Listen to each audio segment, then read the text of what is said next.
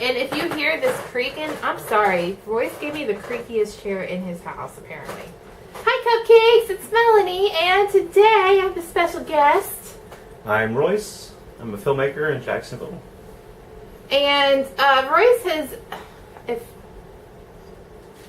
Harley, come on. We're filming. We gotta be professional. Okay, let's do it again. No, we're not doing it again. We're not doing it again.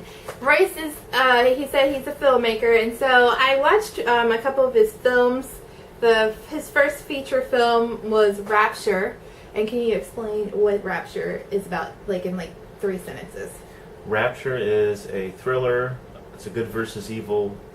Kids are held hostage by a crazed religious nut, and one of the kids is also a righteous religious person, and she's trying to save her friends before it's too late, and not all her friends make it out alive.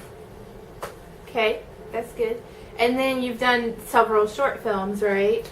Yeah, I've worked with a bunch of people in Jacksonville, Florida, on short films, and edited some feature films for some of those guys, and we submit our films to the Jacksonville Short Film Showcase at the, it's in 5 Points, at the Sunray Cinema is where a lot of the short films play, and they do it several times a year. And good thing about working on a lot of people's stuff is you work on a project and you meet some people, and then you work on the next project, and sometimes you work with new people and then bring on other people from the stuff you have worked on, so it's like a snowball. You kind of build up a little troupe of people, and then it's like a creative family.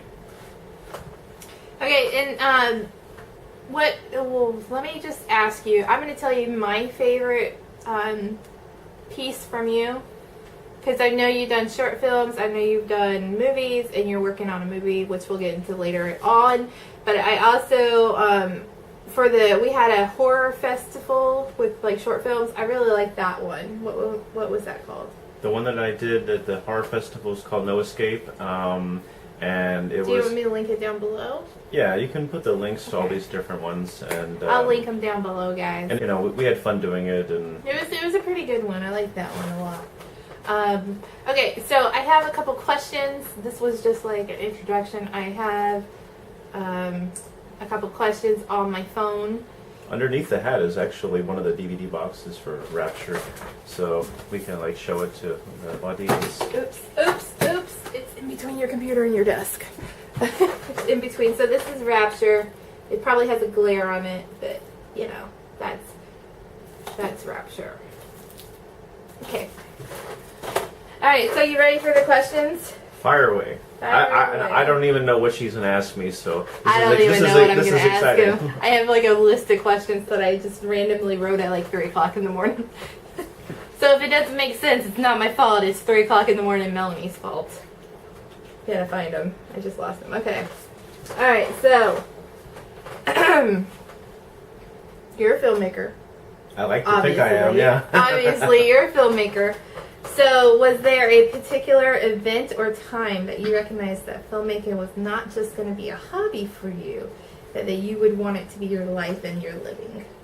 My dad was a filmmaker, and when I was a kid, just like kids like to do, they hang out with their parents, and you know that thing where when kids dance with their parents on the dance floor, the parents they're like marionettes, you walk on your parents' feet, and they kind of, that's more of a metaphor, but I kind of did that as a kid. When my dad would go do things, I'd kind of go with him and piggyback with him and kind of watch what he does, and sometimes he'd let me, he'd hand me the tool to do something, and he'd kind of, guide my hand so that I was doing it, kind of. And I developed this a liking for and admiration for what my dad was doing. When I was a kid, I liked to play make-believe, so I would write stories, and kids also make up fibs in real life, So the idea of fantasy and creating worlds and characters and scenarios, I would write stories, and then I became more aware of, wait a minute, Dad did that kind of thing but for the TV. So I went to film school to be able to merge the love of the written word with the moving picture. So these are not in any type of order, so they may be like stuff about the future and stuff about the past. I don't know why I ordered it the way I did, but just bear with me. It was 3 o'clock in the morning, Melanie. Okay. So, what was the most important lesson you had to learn that had a positive effect on the way you make your films? And how did it happen? This is a life lesson that I actually can apply to not just films, but the best, they say this in sports, the best defense is a good offense, which you can apply to if you're prepared, it will save you hassle later. There were times on different projects where we thought we were prepared for some things, but we weren't as thorough as we could have been. And later on, we had to go back and fix the problem, which preparation and preventive maintenance actually is a lot less painful, and it's cheaper than to essentially do surgery later to fix the problem. So preparation is key. Definitely preparation. Okay. All right. What is your greatest achievement to date? Creative achievement or yes, life achievement? Film achievement. Because I was going to say my wife. I was figuring that. I was like, he's going to say Mary and Tressa. Yeah, but that's a creative achievement too, because she's my muse. Oh, okay. Well, that's good. My wife's my muse, so I'll be able to bounce an idea off for her, and she'll give me her perspective from... She loves movies, so she'll give me that perspective. She's a person and a female, so she'll give me human experience as well as the female perspective. And then she's a social worker, so she's good at, dissecting the mind. Right. And so she knows what makes us tick. So, Tressa, if you're watching this, you're his greatest achievement. It just gave me diabetes. It's too sweet. It's too sweet. Okay. So, how do you know, because I know you write your scripts, right? How do you know that script is ready to shoot? You gotta think about it. Yeah, I do have to think about that because I've heard filmmakers say that a project is never finished, it's just abandoned. So even you have filmmakers that go years back later and tinker with their films, or director's cuts and special editions, and George Lucas will keep messing with Star Wars till he kicks the bucket. She needs to stop. Yeah, the original Star Wars is great, but with screenplays, sometimes you don't want to over polish it, because then you'll end up taking away some of the essence of what made it special in the first place. It's like if somebody is wiping the same area over and over again, eventually the varnish and the veneer will just come right off. So you don't want to overly tweak your work, because your gut instinct, what you actually thought was the right thing to do, most likely 90% of the time is the right thing. So you said something about projects that directors will walk away from, right? Like failed. We don't use the word failed, but we're using it now. Failed. If you have a film that is failing, how do you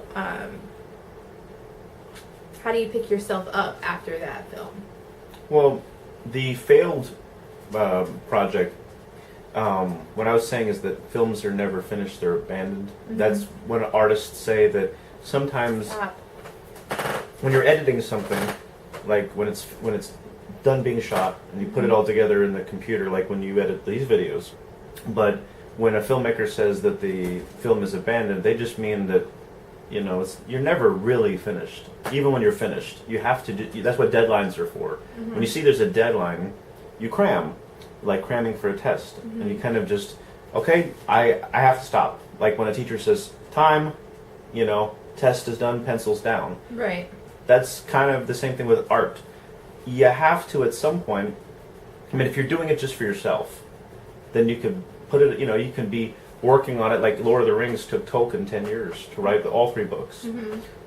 I'm sure he had no deadline, you know. Right. I don't think a publisher would be like, yeah, take 10 years, it's fine. Right. You know, but so I think that when you release the piece of art to the world, you're really just, it's becoming now the fans take ownership now. Right. It becomes part of the fans. That's why when you have franchises and series of films, that when you do a sequel, you're like, some filmmakers want to just do the sequel they want and disregard what the fans want. Right. And then the fans are like, no, we wanted this, you know. But as far as failed things, I've had projects where I've worked on them and we put our best foot forward, or at least our intentions were good.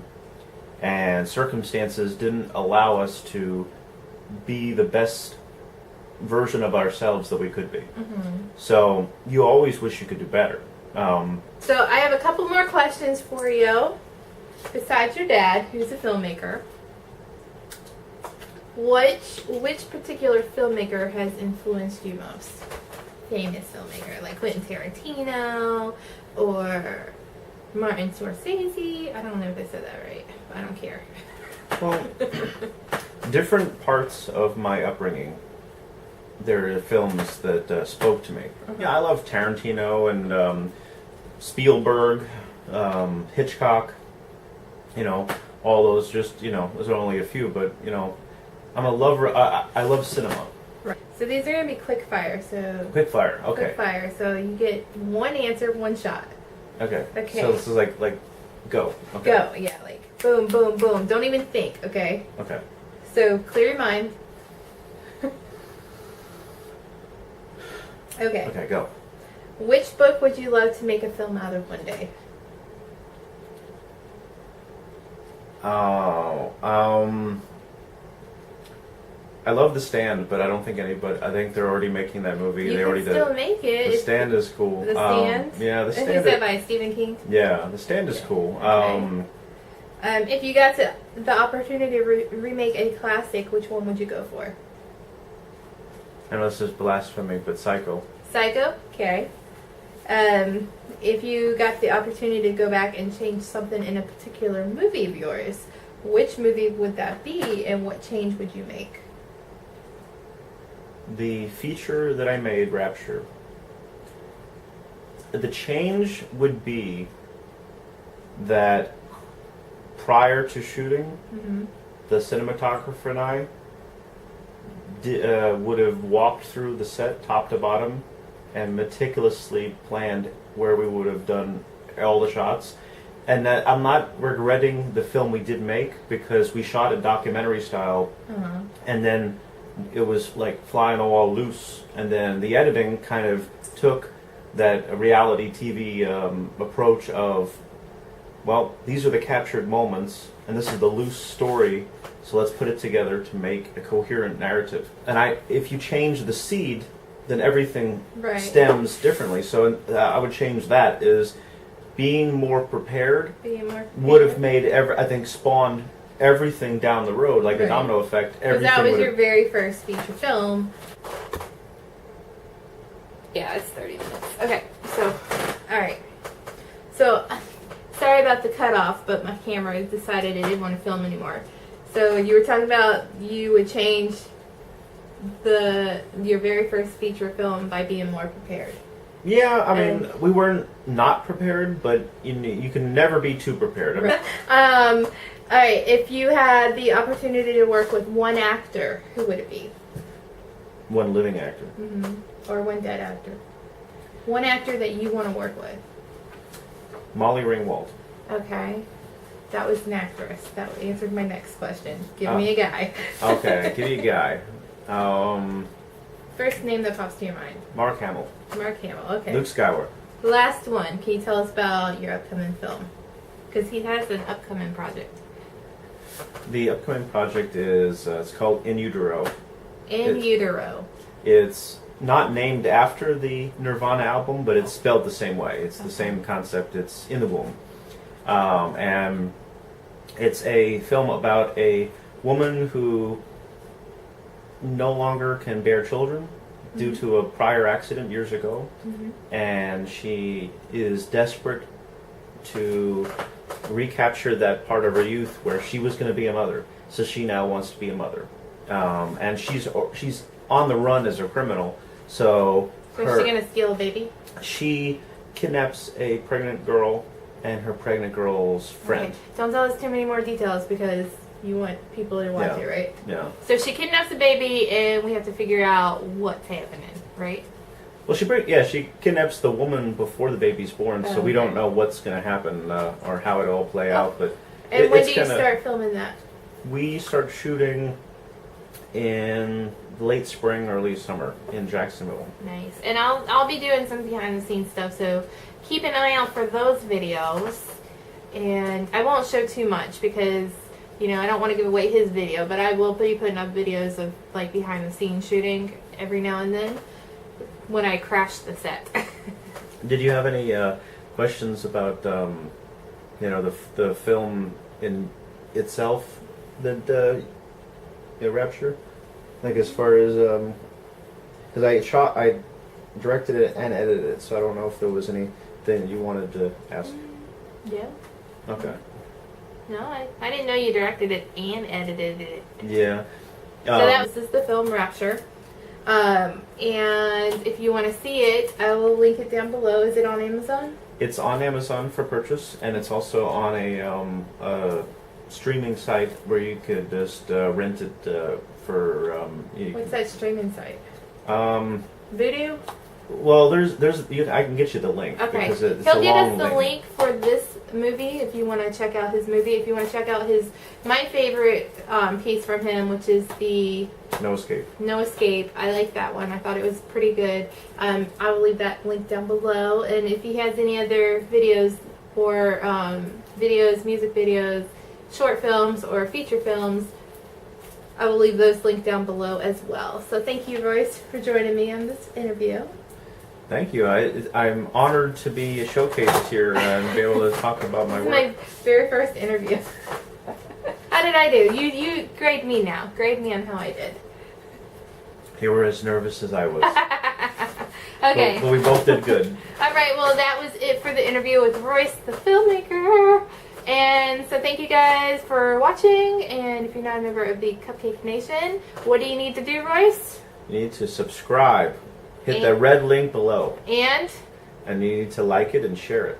No. And comment on things. You have to become a cupcake and eat cupcakes. Get yourself some frosting. And I will see you guys in the next video I make. And remember, guys, we're awesome and everybody else is not. You're awesome and everybody else sucks. Bye. So George Lucas at that time when I was a kid was introduced me again because I didn't realize we were filming. Oh, I'm sorry. I was that's why I'm Royce the filmmaker. Okay. The video, you know, I can send you poster images and pictures so you can use. Excuse me. Claire. I have a dog named Claire. Oh, it's a save it to you. Okay, look at the camera. Okay, I like it. I like it. Okay. All right, so we're recording. All right. Hi, Cupcakes. It's Melanie. And I'm Royce, filmmaker. This is very, very first director and editor. I have like a stutter going on today. Editor.